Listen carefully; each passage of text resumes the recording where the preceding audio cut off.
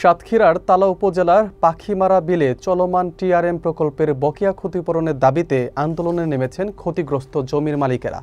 আজ জেলা প্রশাসকের মাধ্যমে সরকারের সংশ্লিষ্ট দপ্তরে স্মারকলিপি জমা দিয়েছেন তারা।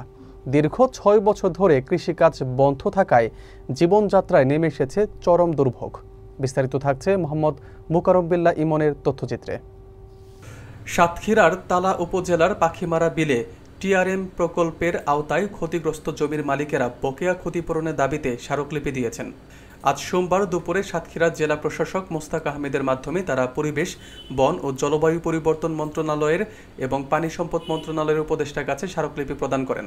এতে বলা হয়, কপোতাক্ষ অববাহিকার জলাবদ্ধতা নিরসনের জন্য 2015 সালের জুলাই থেকে 2021 সালের এপ্রিল পর্যন্ত টানা 6 বছর পাখিমারা বিলে টিআরএম কার্যক্রম চালু ছিল।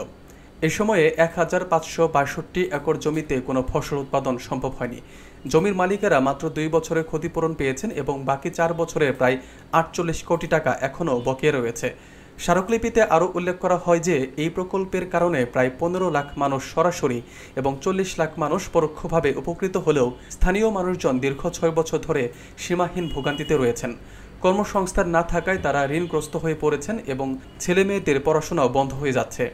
ক্ষতিগ্রস্ত জমির মালিকেরা জানান, বারবার দাবি জানানো সত্ত্বেও কোনো কার্যকর পদক্ষেপ নেওয়া হয়নি।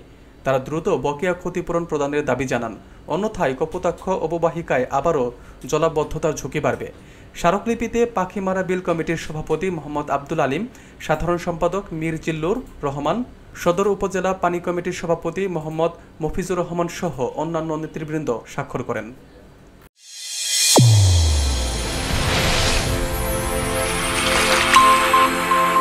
চ্যানেল A1 হৃদয়ের স্পন্দন।